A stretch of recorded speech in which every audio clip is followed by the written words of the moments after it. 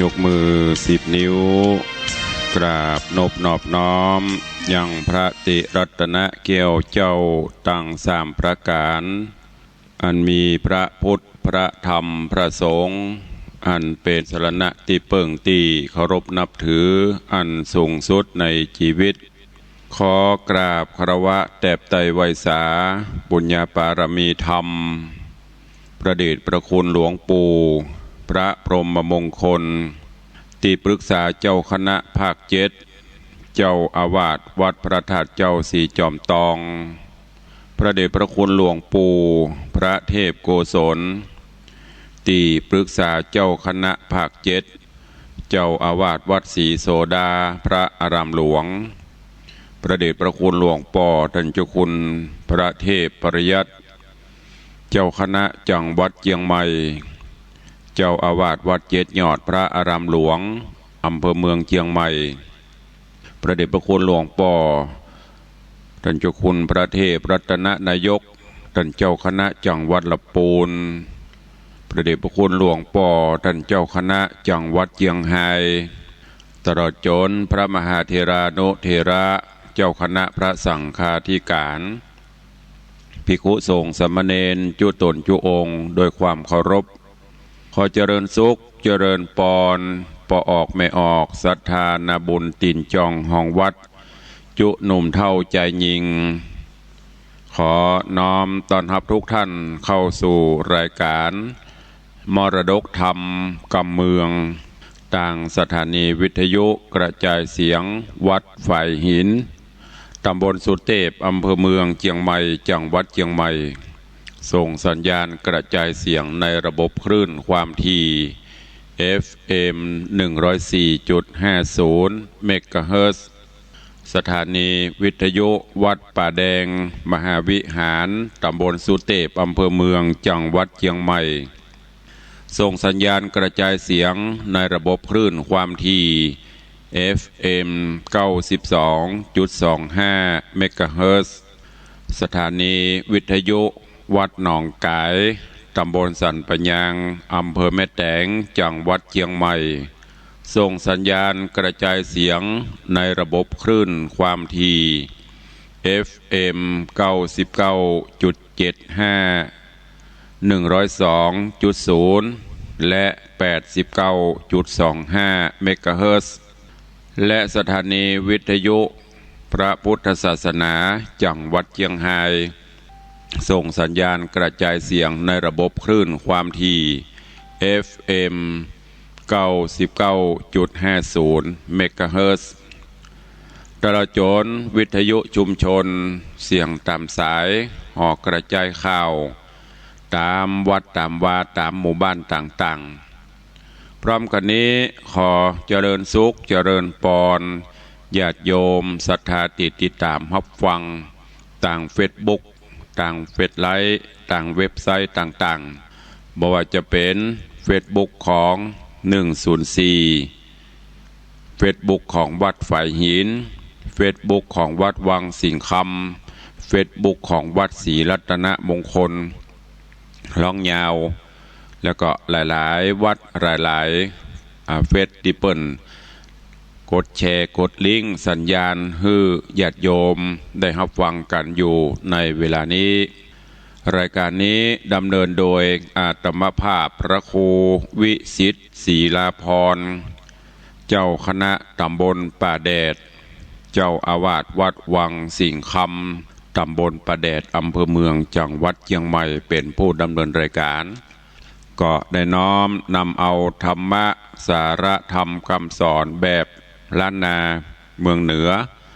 มาเทศนาฮือญาติธรรมญาติโยมได้รับฟังกันเป็นประจำตึงวันเรื่องราวจะเป็นจะใดจะเจริญปอนญาติโยมสาธุชนทั้งหลายตั้งอกตั้งใจฟังพระธรรมเทศนาปืนเมืองเหนือในตอนต่อไปณโอกาสบัดนี้นะโมตัสสะภะคะวันโตอะระหะโตสัมมาสัมพุทธัสสะอิ ตังทุกขังอริยสัจจังจาติปิทุกขามรณัมปิภูคันติสาทโวดูราสะปุริสะตั้งหลายตั้งยิ่งใจมวลหมู่อันตั้งนาอยู่ดาฟังพุทธวจนังจงตั้งใจฟังคำสอนเฮือแจ้งเพื่อเฮือเป็นที่สอนใจจงตั้งโสตาในญาวิธีสอดส่องอย่าได้น้าวนองการงานคือเหมือนดังหาอาหารมาใส่หือไว้ในใจตัวเก่าอันอาหารต่างกันนั้นเราก็ได้เสาะมาเมินการจักฮือจำเลินศีลพระเจ้าเวก็มีเวลาแต่เล่าว่าอย่าฮือได้เปล่าเสียสูญการกระทำบุญมันมีเวลาน้อยใจจ้องหอยไปต่างบาปลวงลายคือกำหนดหมายแจ้งทีอันโลกนี้บ่เป็นสัจจังตามดังพระพุทธังกล่าวไว้ว่าโลกลุ่มไตมีทุกข์นักหนาเป็นทุกข์โดยจะลาเท่าแก่เป็นทุกข์เมื่อพญาติแผ่เบียนตนทุกข์เวียนวนตายตายเกิดบ่เป็นที่ประเสริฐสักประการเจ้ามีแต่พระนิพพานส่องแจ้งตามดังพระแสงเตสนาดังจากกิตนาไปนานี้แหละนาปาหูตุขายังกาโยอันว่าความทุกข์ตั้งหลายในโลกแสนทุกข์โศกเวทนาก็เพื่อกิเลสตัณหาตัวอวิชชาปาเมื่อเกิดเป็นที่กำเนิดแก่ทุกข์ตั้งหลายมีมากมายหลายหมู่ตัณหามีอยู่3 ประการคือว่ากามตัณหาความปรารถนาใครได้หุ่มเอาใจไฟดีงามตัณหาตัวนี้ติดตามบ่หยุดหย่อนบ่หูจักผ่อนวันยามติดโดยรูปนามและปัญจขันธ์ตั้งหาลวดเป็นค่าแห่งตัณหาโถมแน่นหนาโดยกิเลสบ่มีเขตบางเบาเกิดความมัวเมาแสนสัมร้อนรายพร่ำนาตัณหาป้าหือกายลำบากตุกเลี้ยงคอและปากตุกยากเลี้ยงลูกเต่าและเมียตนตุกเวบนเมื่อกันยากันว่าทรัพย์สิ่งของมีมากก็หากมาเป็นทุกข์ได้อยู่รักษาทุกข์ด้วยการงานนาบ่มีหวังจ้องก็เพราะตัณหานองปาไปอันว่าทุกข์ไปในและไปนอกฮ้อนหายปอกกาญาทุกข์เมื่อยามจะลาแก่เท่าลูกหน้าอ่างเต้าอิดอ่อนโรยแรงทุกข์โดยพญาอาจเฟื่อแฝงเมื่อยข้าพญาติบ่ไรมีหลวงลายมารณามปีทุกขังวิญญาณดังทุกเมื่อปัดพระวิญญาณได้ปัดพรากลูกหลานมากตังเข้าของแม่นจักเอาเงินมากองแลกไทยมันก็บ่ได้จักคืนมาก็ย้อนรูปกัญญาอยู่บ่ได้ตกต่ำไตอนิจจังและนาภาวะตัณหาตัวทวนสองนี่นาแถมเล่าตุกไม่เอาตุกไม่เอาไปไหนโดยมีใจอะไรติดของในการในภาวะห้องเขตสงสารบ่พันเอานิพพานหวังลอดดับทุกจอดกังวลยังใครตายมาเกิดใน เมืองโคนลุ่มไตอันเต็มไปโดยความทุกข์ยากไร้บ่เป็นแก่นสารล้างพ้องกะตำบนฮื้อตานยังบนบานหวังรอดจันฟ้ายอดไปบนผาถาดนาเป็นเทวบุตรเทวดาตนวิเศษดาบก็ยังบ่เสียงเขตแห่งตันหาถึงเสียงกำหนดมาเติงควายกับเป็ดใดเกิดมากาเป็ดใดมาเป็นคนก็เป็นทุกข์เมาบนกลับกายตะกับตายกับเกิดลางคาบก็ได้เกิดเป็นสัตตลิฉันมีทุกข์หาประมาณบ่ได้อยู่ในโลกไตเวโวนฮือพับเอาฮือพันเอาเมืองบนจันฟ้าดาบทุกตอดเกิดเนลาบานเตนาวิภาวะตันหาทวนสามแถมเราเป็นตันหาเอามกไม่เป็นที่กะที่ใครเป็นตัวของตัวเก่าบ่ฮือกลับกายใจมุ่งหมายมันเที่ยงมันจะบิมันจ้างบิดเบียงเบียวเบียงตามโลกธรรมตั้งแปดอารมณ์แปดเป็นอิทธาและอนิธารมณ์ตกทางโถมเมื่ออารมณ์อันบอดดีได้มาถูกต้องใจจองก้องยินดีแต่โลกีโลกเฮานี้เข้าใจว่าความสุขมีเต้านี้ก็เพื่ออวิชชาโปกงามสุดาธรรมมังปัญญาบ่หันดวงธรรมอันผาเสดลางเตื้อตุกน้อยล้างเตื้อตุกน้อยน้อยเกิดก็ว่าตุกเน่นหนาซ้ำมาเป็นจมเป็นว่าตายเสียดีกว่าที่แต่โลกนาก็หักยังมี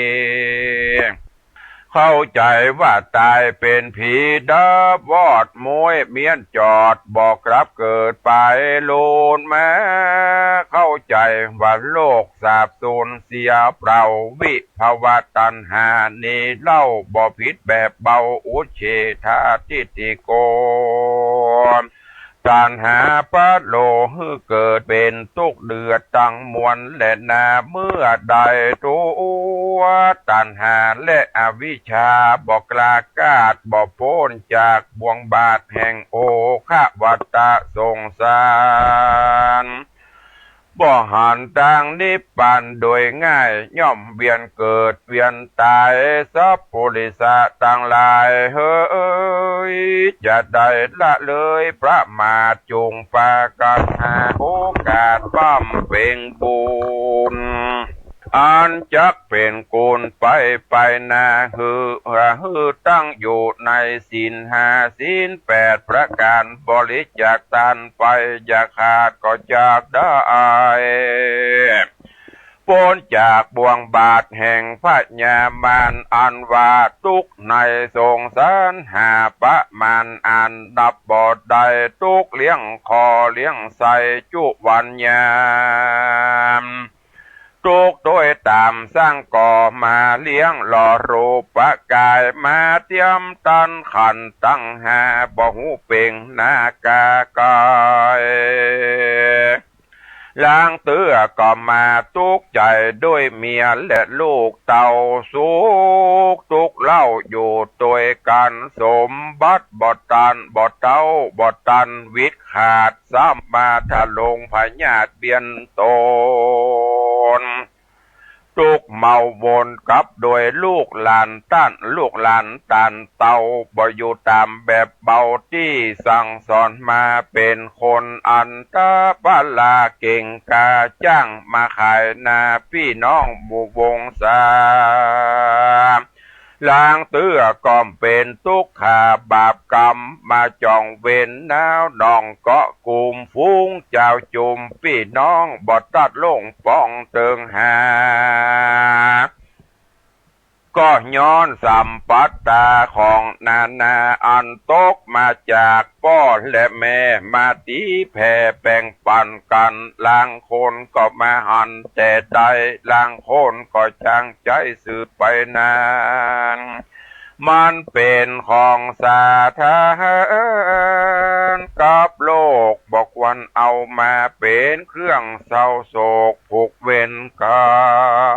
รมเสียเงินเสียคำมันกระตำก็หิหาใดเสียน้ำอกน้ำใจมันหาบ่ได้ง่ายคืนมาเป็นตุกขเวทนาปุนดีโศกาโศกเศร้าเลี้ยงลูกเต่าแล้วบ่มีบ่เป็นกุลใจทารุณกระยาบบ่อยู่ตามสุภาพแห่งความดีมาเป็นกาลีว่ายากสอนยากบอกถึงพ่อแม่ทาลงลำบากได้หล่อเลี้ยงหากมานานตั้งแต่ป่าต้องมันถนอมกล่อมเกียงได้หล่อเลี้ยงปั้นกินอาบได้หล่อเลี้ยงปันกินนมพ่อแม่ได้เจยโจมเมื่อมีลูกน้อยใจจ่องหอยก็หวานตุกเต้าร้อยเต้าปันแม่อดสาอยากกลั้นอันนี้ก็นับว่าเป็นวิบากกรรมเป็นตามกฎเกณฑ์ในโลกก็คือทุกโศกในสงสารทุกเมื่อประมาณทุกเมื่อการมาเกิดทุกอันแสนล้ำเลิศเมื่อเลี้ยงลูกน้อยบ่หูกรรมโพนบ่จากดาถาลงโตนบอดใดเมื่อยามลูกเจ็บไข้เจ็บป่วยไข้พยาธิเบียนควีบ่ได้รับนอนดีเป็นห่วงอะไรกลัวมัดเมนไตและให้ตอมแม่ก็ทัดนอมบ่ขาดบ่ได้เว้นจากเสียสักวันยามและน้ำเป็นตกได้ปากจ๋าเมื่อลูกใหญ่อายุไฟเปิงเป่าพงเป็นสาวขึ้นหนุ่มอยู่ในวัยจุปูนแยงหวังจักได้กินแหงเมื่อใหญ่ป้อยบ่สมดังกำไฟพาทัดนาก็ซ้ำมาเป็นผียักษ์มันมาค่ำเข้าของเงินคำคานพ่อแม่กินแล้วแอวเว่บ่เอาการเหี้ยมาสวกกระหานจักฟันคาอันนี้ก็เป็นเหตุหือเปิ่นนายินละอายมีลูกใจบ่ได้เปิ้งบ่ได้ปิงมีลูกยิงก็มาเรือสอนเรือสั่งซ้ำเป็นตุกขังมาล้อมมีตุกมาตอมเมื่อเท่าหวังเปิ้งลูกเต่าเด็กขาก็ซ้ำมาได้กินเข้ากับน้ำตาเป็นตุกแน่นหนามาเต็งหนีบก็คาบเก้นจีบจุวันยามมาไล่ติดตามตัวไตมาไล่หือเท่ามาไล่เขาหือตายเป็นตุกด้วยก้าขายบางเตื้อกำให้บดีปูดขาดลางเตื้อก็ถูกลูกญาติโจรให้อาจยิงเอาถูกยองเบากลางคืนค่อนแจงเพื่อนมาแกล้งหือเสียเข้าของโพลีปองลวงไล่เอาของไปขายแล้วบ่ปิกปอกแต่บ่ปิกปอกแตนตื่นล้างเตื้อมายืมของไปใจคนถอยไล่ซ้ำเอาไปกินเป็นตุกมาเป็นตุกเมาวินบันบาตุกเป็นขี้ข้าก็ย้อนตัณหานี่แหละนาสังสาโลโออ่านว่าสงสารเลยมันบอกเคยเป็นแก่แก้วบ่ฮือแล้วดังใจจงควันดีปงใจตอดเอาตัวเข้าจุจอดนี่ปันเตอนาลางคนมีพญาตันมีปัญญาอันใบบอดเขาว่าความสุขยอดคือเมืองโคนก็ปาเอาตัวโจโอ ในกิเลสบ่ได้สังเกตถึงปาปกรรมมาโดกะลำดำจ้าเป็นขี้ข้าแห่งความม่วนงันเมาอยู่กับกันพระนันขันต่อจนไก่ล่อกัดปากินเงินทะลาเต้าใดก็ได้ตังเอาตังพายไม้พายตองต่อเล่นต่อลองให้โลบะเกียวมากินแอวบ่หูคืนวาน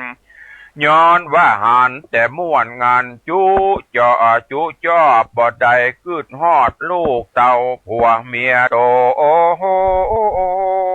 เอาใจเมาวนตัวเก่าฮ้อนให้เราถึงบันเด่นจองทรัพย์สิ่งของและเงินทองก็บ่ได้ปองเรือไว้เอาจำนำฝากไว้ก็ซ้ำมากลายเป็นดอกไม้ดอกเบี้ยบานงามเขาขอเจ้าของตีตามตัวไตจัดอันไล่ดอกไม้บานโถมทอ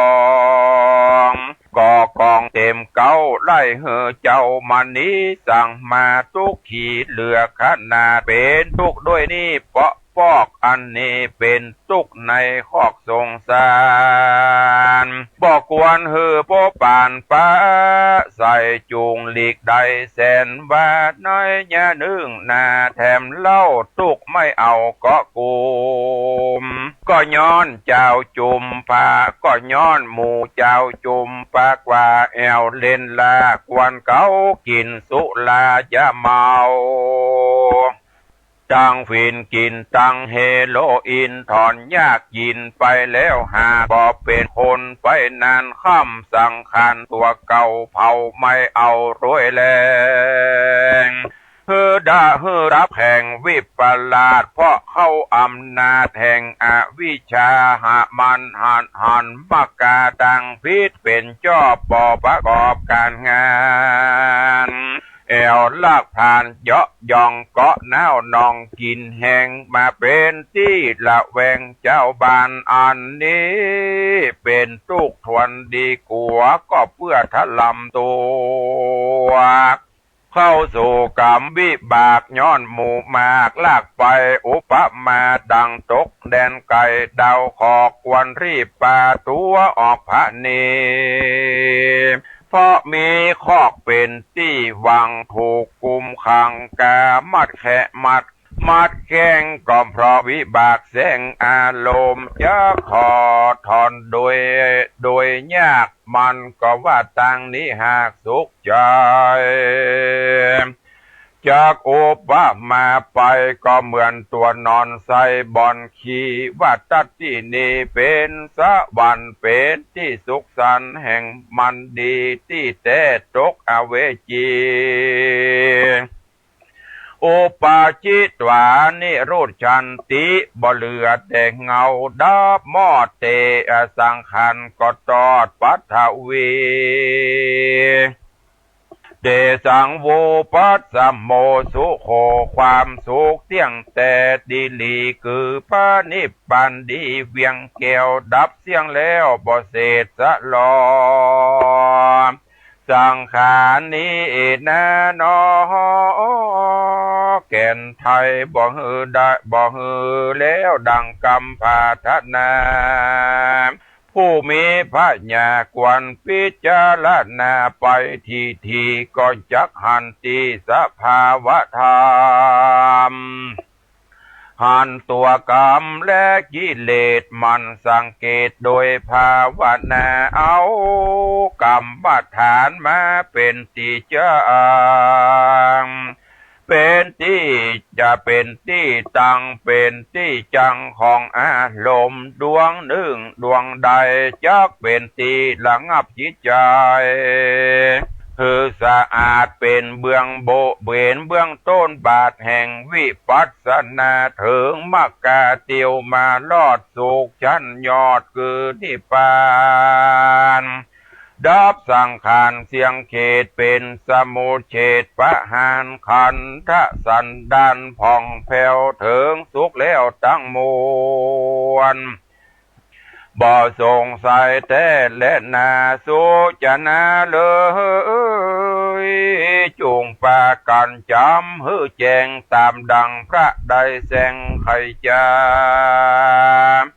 ฮือสะแหว่งหาต่างทุกต่างสุขใจเพราะมัจจุราชบอกเว้นใบแก่คนใดบอกว่าลูกเต่าลานไผ่มันจักเอาไปเลี้ยนเกลียงเมื่อกำหมดเสียงแห่งไผ่มาน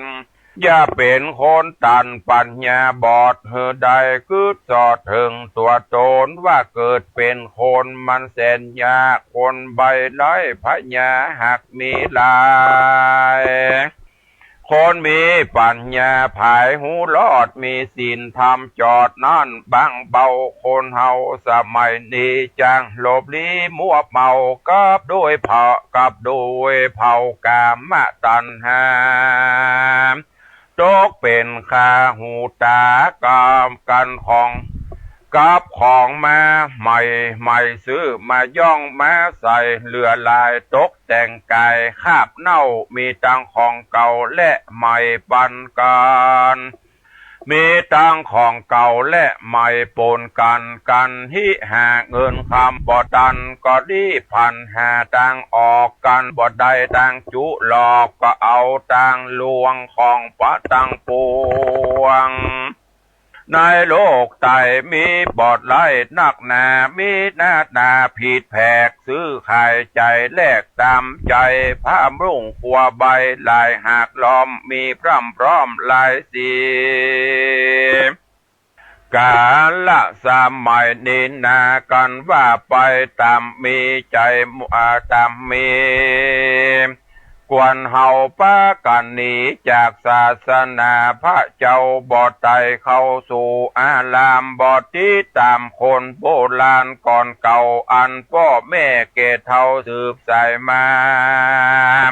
ล้างโคนไปวัดป่าบอดย่างบอกหูว่าจักไปนั่งสันใดก็ย้อนเครื่องนุ่งสมัยปาฮืดนั่งบอดใดลวดขาบไว้บ่เป็นเพราะขาเอ็นขาเอวเอ็นมันเคร่งจีบกาบเกณฑ์เพื่อเครื่องยองขัวใบว่าตามสมัยฮือแจงบ่ใจแสงไขจามันมีมาอย่างนี้จงได้ยิ่งได้จี้ฮือฟังจงปากันระวังกิเลสปันแห่มันทอมทาอาพรทุกทางทอนบ่เหือดจังปาฮือฮ้อนเดือดตัวโตนเกิดมาเป็นคนลังจาดเพราะขัดล้างญาติควรขัดสีฮื้อสะอาดโดยศีลธรรมอย่าเอากิเลสมานำตัวเก่าจักเป็นค่าแห่งอารมณ์ใจเมามนโดยกิเลสจักเป็นเหตุฮือของขายในสงสารสะคอนลางคนหัวปอคอนปอสันเตียวสัดสันโซเซใจยังบ่เหปิกปอกยังจมอยู่ในคอกสงสารการจำศีลกินตันไว้พระเจ้าทุกคำเจ้าบ่ทำหาเปิ้นจวนไปวัดว่าศาสนาเพื่อไว้สาฟังธรรมพระเจ้าก็ยังว่าบ่ตุนเต้าปล่วยโภกาแล้วก็มาเนี่ยมายากล่าวอ้างจริงเปล่าวางอนาถาแอวไปมาโจรไก่เอาตังบ่อนไพ่ไฮโลตังถั่วโปบะเกียวจะเดินอูแอวเลิกงานกินสุลาบานต่างเขานี้และเรียกว่าเท่าแก่ได้บ่หูจักละอายหลานและลูกฮือเปิ้นดูถูกดูแควนแม่นว่าฮือเอาแก้วตั้งสามเฮานี้ใบก่อนจังประเสริฐมากหลวงลายตามดังนิยายสอนไว้ว่ายังมี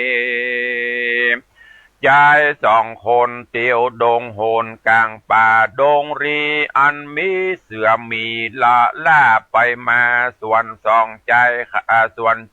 สองขานอนนาค คนหนึ่งถือผีวิสาทแถมคนหนึ่งนั้นนามีปัญญายอดยิ่งได้ถือเอาแก้วมิ่งสามปราการเมื่อกาลละเตียวต่างไปนั่นก็เป็นกาลละเวลาอันค่ำมืดต่างคนก็ต่างเสาะหาที่นอนแห่งตนส่วนคนผู้ถือผีวิสาทก่อนติวไปหาตนไม้ใหญ่ตามมักไฟแห่งตนแล้วก็เวโวโหนขาบใบขอฮือผีอยู่ต้นไม้หักษาส่วนคนที่นับถือศาสนาก็ไปหาอย่างที่นอนอันบอกไกลกันแสวงหาใบไม้มาปูลาดเมื่อจักนอนก็นามัดสการขาบใบก็ถึงกุลพระจันไลสัมปาการวาอิติปิโสพระกาวาตามคบมาตามคบนบน้อมสวาคาโตสุปฏิปันโดพร้อมจูประการตกกลางคืนมาฮอดอันว่าหมูเสือหมีฝูงหมูป่าก็แอวล่าสะแวงหากินผลจะอาหารก็ไปพบปานใส่คนถือผีอันนอนอยู่ที่เก้าไม้ใหญ่ผีอาศัยอยู่ที่นั้นหันเสือจักมากาบกันผีตัวนั้นก็ครางผีตัวนั้นก็ครางว่าอย่าเอาไปเข้ามาอาสะไลฝากตัวไว้กับข้าเสือก็กราดเกลียวหนีไป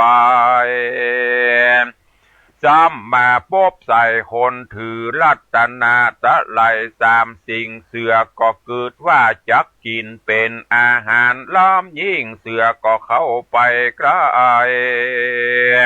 ก็บังเกิดความสงสารลวดยั่งอยู่หันใจห้อนบะวูตั้งตัวมีใจกลัวลำยิ่งก็กลับหลังวิ่งเวโว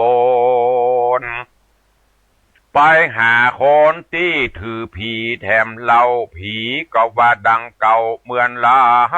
งเสือก็เป๊ปังนี่บอกไกลจริงปิกไว้ไปสู่หายังคนที่ถือรัตนไตรแถมเล่าเสือเท่าก็มีความสงสารโจรปอเดิกมานานก็อย่าจริงซ้ำไปหายังต้นลูกขาต้นไม้ผีอยู่ปะผียังต้นลูกขาต้นไม้ผีอยู่ก็ไปยุกยูยังใจผู้นอนบ่อาบอนฮอนรีบผีมันก็งีบลับไปเสือบอดใดกันเสือกอดใดกันกาบเอาใจผู้นั้นผีวิเอาใจผู้ถือผีวิสาทไปกินเสียที่บนดอยลูกใหญ่ผีนั่นตื่นขึ้นมาก็เลยไล่บอดตันเสือก็ลวดกินอิ่มใสก็เพราะใจนั่นบ่นับถือเกี่ยวตังสามไว้ก็ลวดตายไปส่วนใจผู้ถือรัตนตรัยนานก็หลับอยู่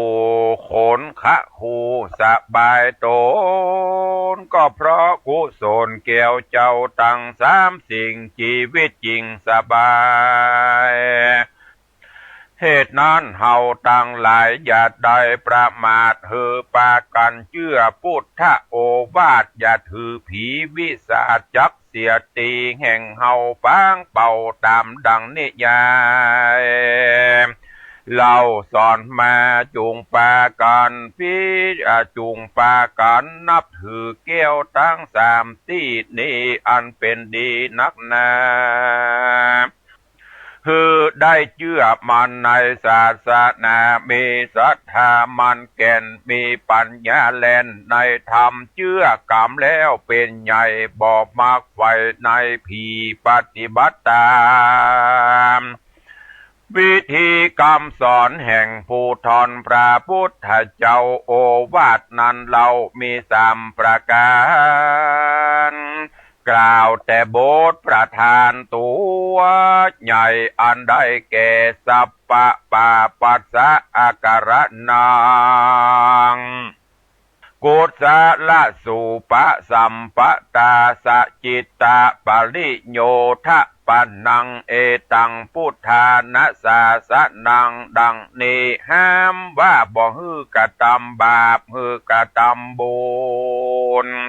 ฮือรักษาจิตโตโออนฮือสะอาด3อันนี้เป็นโอวาทคำสอนพระพุทธเจ้าบทเก่าว่าบ่ฮือกระทำบาปคือบ่ฮือกระทำความชั่วต่างหลายอันเป็นการกระทำให้แก่ตัวเก่าจักเป็นทุกข์เล่านามันหากเกิดโดยกายว่าจะจัญญาผู้กระทำบาปก็นับว่าหาของนักตามคาถาบทบาท2ว่าฮือกระทำบุญกุศลเต้านั้นตัวกุศลได้แก่ปัญญาดีหูวิธีบุญและบาปมีใจฉลาดตังดีบุญด้านได้แก่ใจขาวใสสะอาดบุญเป็นธรรมชาติบ่มีตัวกายมีแต่ชื่อบ่ได้เต้าอันคนใดกระทำโพนั่นก็ได้บุญนั้นอยู่ภายในการบุญมีที่ภัยก็มีหน้าตาใสโจมชื่นถึงรับตื่นมาใหม่ก็ยังดูผ่องใสเพราะบุญอาศัยตั้งอยู่เวลาอูฟูม่วนหวานหุมกระตำตาลบอกขาดตามธรรมชาติเข้าของตนมีตามบาลีบอกไว้ว่ารักษาใจฮื้อข่าวอย่าฮื้อเฟื่อนไปต่างบาปเพราะใจเป็นธรรมชาติลงลายจะเตรียมไปเหมือนวอกมันจ้างหลอกลงไหลต้านตามต้านบอกไว้เอาสติมัดจิตใจผูกโดยสมาธิแถมมีปัญญาแอม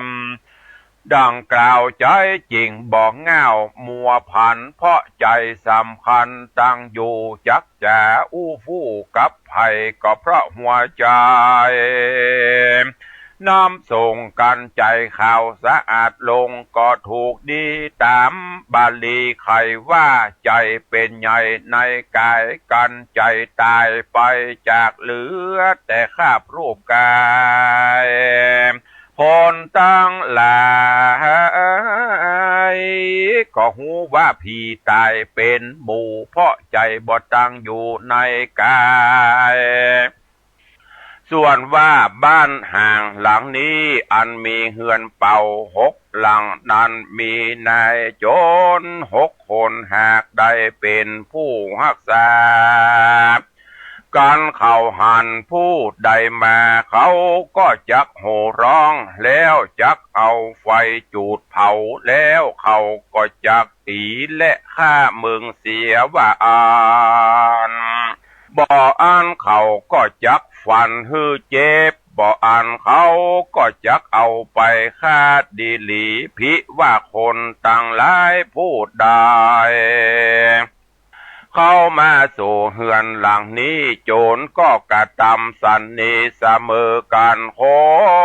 นฝูงมีเงินฝูงมีถุงเงินถุงคำก็ซัดเสียแล้วก็รีบแล่นหนีไปได้มึงจุงรีบไปเสียเตอะกันว่าโจรมันได้ยินแล้วก็รีบแล่นหนีไป ถึงแม่น้ำใหญ่อันมีกระแสน้ำสีใสมีเกาะกว้างสามอันโจรก็ฝ่าหันฝั่งเบื้องหน้าอันเป็นคืออันประกอบโดยเครื่องประดับอันแล้วโดยคำจูพระการก็เป็นต้นว่าเกิบตินคำข้าจมหัวคำมีใส่ซ้อยพับจุประการทัดนั่นไปนายังมีเมืองอันหนึ่งประกอบโดยหอเฮือนและผาศาสตร์ประดับโดยแก้วเจ็ดประการกวนสนุกถูกเนื้อเปิงใจมากนักมันก็มากานิ่งใจว่าฟังกรรมนี้ประกอบไปโดยโทษมากนักกวนกูข้ามไปสู่ฟังกรรมนาดีและนา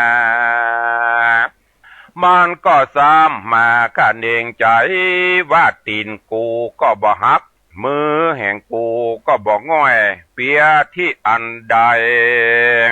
ก็บ่มีแก่กูจะก้อยไหว้ข้ามหื้อลอดแต่ดีหลีแล้วมันก็คงไปหาไม้สร้าง8 เล่มแล้วนำมาคาดแปลงแปรก้อยทอไฟข้ามน้ำมาเบ็ดน้ำไปอันมีแควสีสายนั่นก็ไปลอดเถิงยังเกาะตั้ง3แล้วมันก็กระตำเปลี่ยนไปถึงฝั่งกำนามันก็เอาเครื่องงาปะนิมอาพรมาสบสอดนายตนแล้วก็ได้เข้าไปสู่เมืองอันสุขเกษมใจบ่มีภัยยะกังวลโอนตะลายก็อยู่สุขสำราญบานใจในนครใจเมืองที่นั่นก็มีหันแลนาศรัทธาอาหาลิตว่าพระพุทธเจ้าเป็นตนเป็นเก้าการเทศนาธรรมนี่แล้วพระตนเกี่ยวยังอัตตะในหือแจงพระจริงแสงเทศนาไขอุปมาเตรียมแตกว่าเตรียมมาแผกอุปมาพระจริงใครจากะถาว่าพิขเวดูราภิกขุต่างหลายตนเปตนถ้าลงศีลใสสะอาดส่วนนาว่าเต้าราชพญาตนเลี้ยงอัตตาสัตตาไว้ดูอันว่างูก็คือหักมาได้ คือว่าหมู่งูก็คือปิดตัง4 ตัวคือหักมาได้กุศลผลบุญและอกุศลได้กุศลบาปและอกุศลบาปอันฝูงหัวสัตว์ญาติต่างหลายตั้งยิ่งใจมวลมากฝูงอันใดหอมยับมานี้แลส่วนว่างูปิดตัง4 ตัวนั่นคือหักมาได้จตุธาตุตัง4คือปัตทวีธาตุได้แก่งูปิดตัวชื่อว่ากัทธมุขาอาโปธาตุคือว่าหากได้งูปิดตัวชื่อว่าปูติมุขาเตโจธาตุคือหากได้งูปิดชื่อว่าอคิมุขาวามุขาวาวาโยธาตุคือหากได้งูปิดตัวชื่อว่าอัศสีมุขะนั่นแลส่วนอันว่าคนผู้เป็นโจรนั้นคือหากมาได้อัตตภาวะเนื้อตัวตนแห่งสัตว์และคนยิ่งใจของเฮานี่แหละนะพวกหมู่คาคนตั้งหลายนั่นคือหากมาได้ขันธะตั้งหาคือรูปประขันธ์เวทนาขันธ์สัญญาขันธ์สังขารละขันธ์วิญญาณขันธ์นั่นแล ส่วนจ้างค่าตัดหัวคนและเป็นคนหักเนื้อเชื่อใจแห่งโจรนั้นก็คือหากมาได้นันทิราคะตัณหาอันมีปกติยินดีในปัญจกามกุลตังหาเหตุดังรือและว่าอันนั้นจะเพราะว่าตัณหานี้เป็นดังจ้างตัดหัวโคนเพื่ออันแลอันว่านายโจร6 คนนั่นคือเพียบมาได้ดังอายตนะตัง6คือจักขุยตนะก็คือว่าดวงตาโสตายตนะก็คือหูคานยตนะก็คือจมูกหรือหูดังจิวหายตนะคือลิ้นกายายตนะคือตัวตนมโนยตนะก็คือจิตใจส่วนอ่านว่าไม้นิโครธนั่นก็คือหากมาคือต้นไม้อันมีห่มกว้างใบหนาเป็นที่สุขาเย็นใจคือหากมาได้พระพุทธศาสนาแห่งองค์สัทธาพุทธเจ้าเป็นเก้าไม้อันใหญ่เป็นที่อาสะลายแก่คนและเทวดาตนรุกขานิโครธคือมาก็คือไม่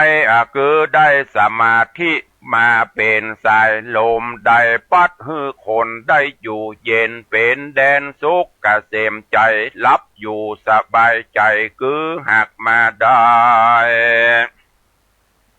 ศีล5ศีล8และจตุปาริสุทธศีลส่วนปาจตุปาริสุทธศีลและนา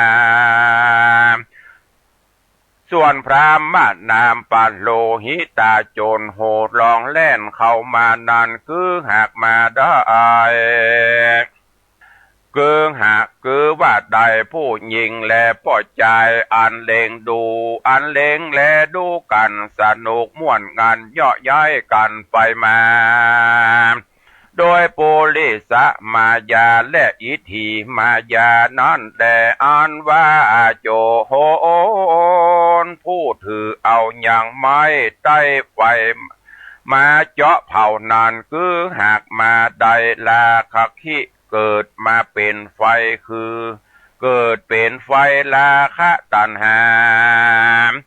และอันมีกติยินดีซึ่งกันไปมาหักไม่เอาอัตตาตนแห่งสัตว์และคนตั้งหลา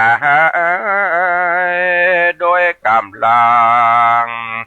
นันทิราคะส่วนหานันเราส่วนว่านายโจรขา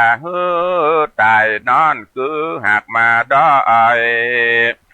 คนยิงใจอันใดเสพกาเมสุมิจฉาจารกับด้วยผัวและเมียแห่งต้านกันตายไปก็ตกนรกนั่นแล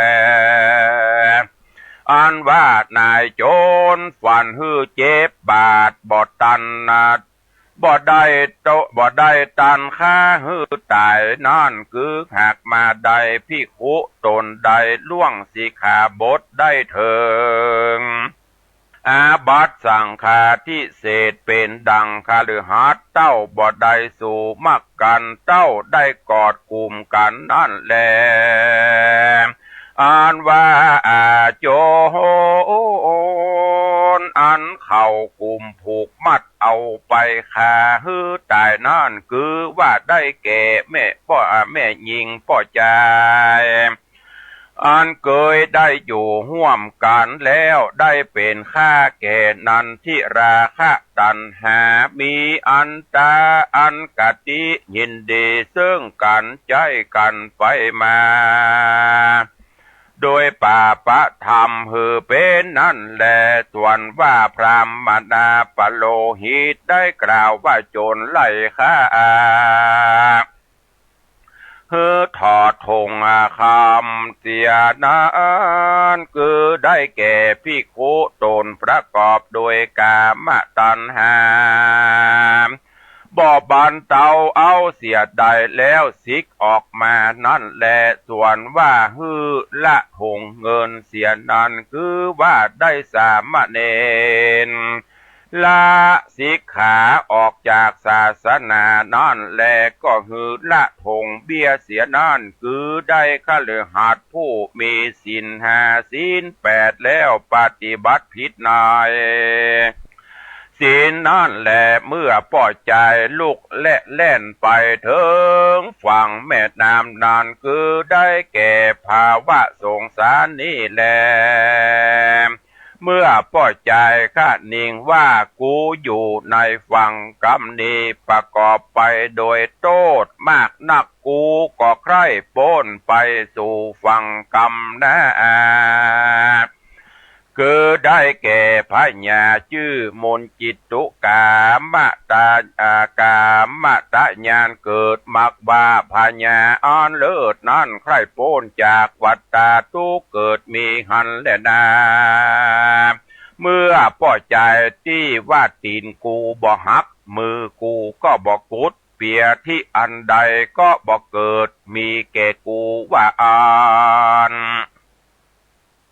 ที่นั่นตีนนั่นก็คือได้แก่ศีลมือนั่นได้แก่สมาธิเปียที่บอกเข้าบอกเกิดนั่นคือได้แก่วิริยะความเพียรนั่นไม้สร้างแปดลำนั้นได้แก่อัตถังคิกะมักแปดเสนมีสัมมาทิฏฐิเป็นตนนั่นแลกระแสน้ำแม่น้ำสี่แง่นั้นได้แก่โอคะตั้งสี่คือกามโอคะพระโวคะทิโถ